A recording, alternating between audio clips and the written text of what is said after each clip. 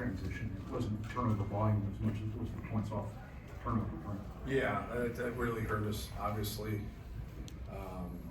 Tough to scheme and walk through, 4-on-3 breaks and 3-on-2 breaks and lobs, and had to do a better job of taking care of the basketball. Even though we didn't have an egregious number of turnovers, they were timely. They turned them into points, and we messed up some ball screen defense stuff that was on me, and they did a good job of getting some flip up lobs. And you can't go on the road and give up 10 dunks, and that's what they did. Our main focus was to keep them out of the paint and not let the ball get in there, and that's exactly what they did. But easier said than done.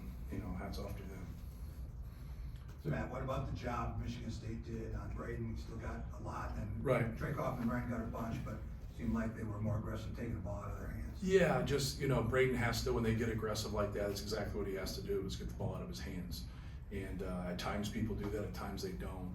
And we just got to do a better job of, when they get aggressive, not overdoing it, not over dribbling, but you have to give them credit. I thought they're bigs. It takes some work, they're bigs. We'll keep re-screening it and doing it multiple times just to try to drag those bigs out and try to create a pocket or try to create somebody diving or somebody from behind with it. But I thought they were active. He's always got good role definition with his bigs. They're physical, they rebound. He runs them in, runs them in and out right there and keeps them fresh. And but kind of look at the numbers. Fiddler and Zappala and the guys. They impacted the game. They were a part of the game. Obviously, Cohen, Carr, and Cooper get those lob dunks, and they did a good job also. But hats off to them. They were better than us. You said Braden down at one point. Was that to communicate something to him that you weren't able to communicate? Yeah, just get him a break. Obviously, he was frustrated right there, and just kind of try to settle down and try to make a push there late in the game. Can you go into a little more detail on, you saying in the ball screen defense it was leading to the half-court lobs? What exactly? Yeah, no, not the half-court lobs, but just not staying into the basketball. So if you don't have any pressure on the ball, then you pull your low man over and you stop that lob. Now you've got to have pressure on that basketball. Either you get it from the big there, or you get it from the guard, and sometimes both, right? And now you pull your low man to stop that, but then you hope you have enough pressure where they can just skip it over. And if they get away from you and you don't stay into the basketball right there, now he's a free passer, and then that's how he got lobs and passes out there. But to me, that was on me because we didn't drill that enough. And that's not a lot of stuff. They don't get that a lot. They get a little bit, they don't get it a lot. Tonight they got it a lot. They found something, they stuck with it. So, And you kind of mentioned that a little bit there with that, particularly Holloman seemed like he was able to get north and south. I wonder about that, and then also that 10-0 run and Carr's dunk on the ridges and pass. Yeah. How much of a game changer was that? Yeah, that was a big game changer. Just, we're up 26-20 for what we're talking about the same. When he dunks 4 times, it's hard to know which dunk, right? Shit. I'm going to tell 4 stories. Yeah, the one, if we're talking about in the first half, like that right there, we had a little bit of a lead, and you want to go into the halftime with some momentum, and you want to start the second half and play well. And these guys have always been great at the start of the second half, and that's what I felt like, even with what happened, and they made that push and made that run at the end of the first half. If we can come into that first media timeout in the second half and be the same way, I thought we could be okay. This is going to go down to the wire type of game, but we didn't. And they took control of the game right then and there, and we had to do a better job. We had to execute better. We had to be better defensively, and we weren't. Sam. Now it seems like some of your best players are letting the frustration boil over and causing mistakes. Yeah. A lot of these guys won state championships, never been in a situation in college where they've lost 3 games in a row. Right. How do you keep them level-headed and knowing that you still got a game this week later on that this can't trickle into the next game? Right. Yeah. You don't be emotional about it as a coach. Like you talk about practical things. Like you talk about, we started practice in June, so that we didn't start this last week. So you're working on things from June until now. Then you have people that are returning that are in your program, so they understand what we work on and what we teach, and we can't get off of it. And we can't. But good teams get you off of it. A lot of times you hear a coach talk and his knee-jerk reaction and how he speaks is, my team didn't do this, my team didn't do that. Well, a big part of that is the other team, and you got to give them credit. They played better than us, but the turnovers for us, like, and that's something like, as you guys have covered us, like, we just can't have the live ball turnovers that we've had here. And we don't have, our numbers not huge, right? But we gotta be better. That's gotta be a start for us. And then, like I said earlier, like, we gotta do a better job of just handling some actions and defending some things. But also coaching wise, like, we gotta give our guys a better chance. And it's been an adjustment for us across the board. Like, we don't have rim protection. When it gets there, it's not good. We gotta keep it out of there. So we gotta do a better job as a staff. I can't help them when they turn it over and get in transition. Like, I have nothing for them, right? You gotta take care of the basketball. Was that one of the reasons you put Will in, was just to have a bigger body? Just to have a bigger body. I thought he did a good job. And then we went from an offensive standpoint and tried to put shooters around Trey in the second half, so I didn't play him or Raleigh in that second half. But you see the punch that Cam gives us when, you know, he looks to shoot. He's got to be ready to shoot the basketball. I thought he passed up on about 3 threes that he should have took, you know, tonight. And you know, obviously he goes 2 for 3. I thought he should have took about 3 more threes that he had open right there, because that offensive kind of matchup for us with Trey at the 5, and we put a lot of people that can shoot out there, that really puts people in binds. It really puts guys in binds. The back first. Matt, we saw your comments about Tom in the tribute video. Right. You know what Gene did for 25 years, you're a big part of that, you're gonna blow by that, but for somebody to do what Izzo has done, 42 years at the same place, what does that say? Oh, it's unbelievable. Like, I compared, I think they cut me off in the video, which is, that's probably a smart decision to cut me off. I compared it to Joe DiMaggio's 56 game, you know, hit streak, and obviously it still stands, right? Like, it's just one of those things that you just, and for me, it's a lot different. You know, he recruited me. I'm 54, so that means he's old. When he was an assistant here, and so I've known him for like a really long time, and you know, he's done it the right way. He's worked it. It's hard, man. Like, battling like everybody else in competition, but also battling your own people. I think people don't understand that the people that support you, you battle also, because when you raise your expectations and you go to 8 Final Fours and 10 Big Ten championships, like, people expect that. Like, as a coach, what people expect from you is your best year. So if he doesn't win the national championship, win the Big Ten, he's shit, right? And we all know he's really good, right? And so, but that's if you can't handle that, then you shouldn't coach. You know, treat people the right way, work hard, do the best that you can, but understand, you know, it's a game of basketball, right? But he's been able to take that and change a lot of people's lives and help people through opportunities. It's still, besides maybe like the Army or the Navy it's still, somebody getting a scholarship has changed more lives than anything out there. Somebody getting that opportunity to start their life and having an advantage. And sports can help you so much, but also you gotta have discipline in life. You gotta have it. And he's obviously has discipline, and he's on people, but he cares about them. And that's something we always talk about. We don't yell at people we don't care about. And he's the epitome of that. And he deserves everything, you know, coming his way. Is there something about losing Trey to fouls that destabilizes things? Say that again? Is there something about you haven't pulled Trey for fouls that kind of destabilizes things?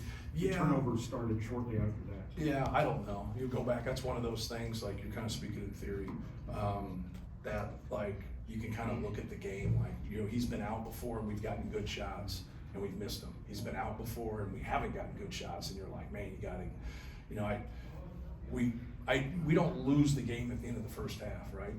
But it didn't help us.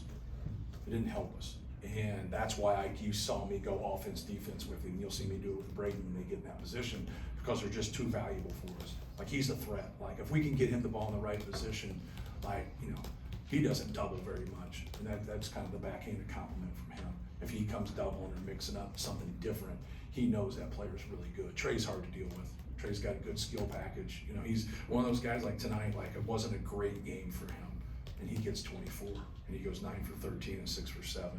But, you know, he's really worked hard to be a good player. But we gotta, whether we have guys in the game or not have guys in the game, we have quality players across the board. We gotta be better. We gotta be better whether that we're in foul trouble or we're not. And that's hard to say, because that's a hell of an environment. They're a good team. And yeah, they're jockeying just like we are to try to win the Big Ten championship, and it's, you know, it means something. On your, Go ahead. You got it. Go ahead. when it comes to this year's Michigan State team, how does this compare to maybe some of the different teams Tom's had that you've seen him coach? Well, I don't think it has star power, and that just that gives that's a compliment. Like, you know what I mean? Like, everybody wants to play shortstop and lead off. And you know, Akins is their leading scorer, but you know, Jace Richardson has probably got the biggest upside. He does have the biggest upside. And they have good players like Fears, for what he came back from and the toughness. I actually recruited his dad. And so they have really good pieces. They have a good team. It fits together. Like, sometimes they've had more talent and their record's been less, right? Sometimes they've had more talent and their record's been great. So I think that's the kind of the key. You can see that they're playing for each other and they're sacrificing for each other. And you know, when you have different guys like Zappa, Frankie Fiddler, let me grab some more here, that come into their program, they just want to win, man. They want to get the NCAA tournament. I want to win the Big Ten, go to a Final Four. You're hungry for it because you haven't been on that stage and you haven't been there. Well, the other guys now, their roles expand and they get better or whatever, but they're not off the charts. You can kind of see him. He's always done a good job with bringing guys in and out and trying to wear you down, but you got to buy into it. I think that's probably the best word from my perspective, not anything he has said to me. From just watching, it just looks like they got 100% buy-in, and that's what you want as a coach, because it's hard to get to that point. It's hard to get through roles, you know, to that point with everybody on your team. And I always like guys to be a little bit on edge about. I want them to want more. You know what I mean? But I also want them to trust me, just like I trust them, that I'm going to do what's best for Purdue. It's not always going to be best for them. Two more, Nathan and Israel. You have a lot of contributions from Fletcher tonight that weren't shooting, but are you getting the volume of shooting you want from him, and how much of that goes on that? Is that what they're doing well and what? Yeah, well, I thought, you know, he played a good floor game. You know, he has 5 assists and 1 turnover. He tried to, you know, be aggressive there, and a couple times, he picked it up and made nice plays, and then a nice pass to Will in the first half. They're going to take that away. And that's a tough thing. We tried to run a couple actions to get him off of it. One, he gets a 3 out of it, but no, he's very experienced. He's a good player, and you know, we had to play better to open up things for him. We got to play better. We just do, and we'll get back to it. We'll just keep working. But no, Fletcher's great. What were you guys able to find? And you know, after they went on that big run in the second half, you were talking to him with you were telling him to slow it down. You know, you didn't call a timeout, so. What were you able to figure out? Yeah, you need to, you just don't want to burn. I called 2 in the first half. You just don't want to, you don't want the game to be over right there. So if a timeout, you know, you get to that point, I think it was 10, and then we got 13, I think, and then we made a play. I think Cam made a 3. Right? So it gets cloudy for me sometimes to remember exactly how the sequences go. But that's it. You're in a dilemma right there. Do we really have to burn one right here, and then to slow the roll, or can we you know, show some toughness here and execute it? But it's also hit and miss, right? You make one, they quiet down. Now hopefully you can get a stop and go make it and try to get a little bit of a run there. But you're in a dilemma there as a coach. I've called it before, and then later on said man, now late in the game I need one, and I burned it, right?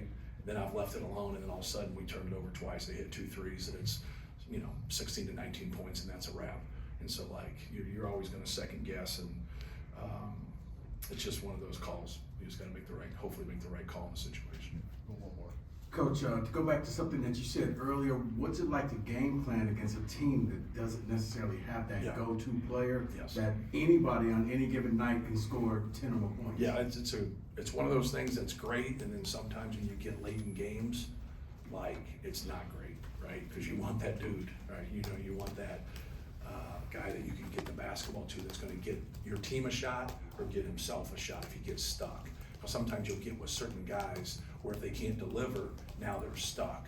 But yeah, from a game plan, it's a good question. From a game plan standpoint, now everybody's good. Think about let's use Jackson Kohler. He had 9 and 4, but his best game he played was the last game. Jace Richardson last week just had a humongous game, and obviously we know the talent and the ability that that he has. But across the board, they have a lot of solid pieces. Then they have a couple guys that are kind of emerging still, some of those young guys are emerging. And then Akins, I think Akins, if anybody is the guy, and he needs to be that. But it's just a credit to him that when he's not, it's cool and they're winning, right? That's what you want, no matter what, that. Because that just makes his teammates better and it makes him better. But yeah, sometimes it's tough, when when you come and face us, right? You know our top 2 dudes, like, hey, let's get this or whatever, and then we play off of those guys a lot. And he's had teams like that, right? You know, when you get guys that get themselves to that level, where they're first, second team type all conference guys, you know, most of us, you know, we do everything in our power to help those guys, because they'll get the attention, and if they can be distributors and passers, now everybody can eat, right? Trey Kaufman got caught up a little bit a couple times, but when you see us getting that pocket pass there, if he just pauses, he's got that shovel shot, he's got the kick out, he's got the dunk down, he's got the spray out the other side. Now that's contagious when your best players are passers. Thank you, guys.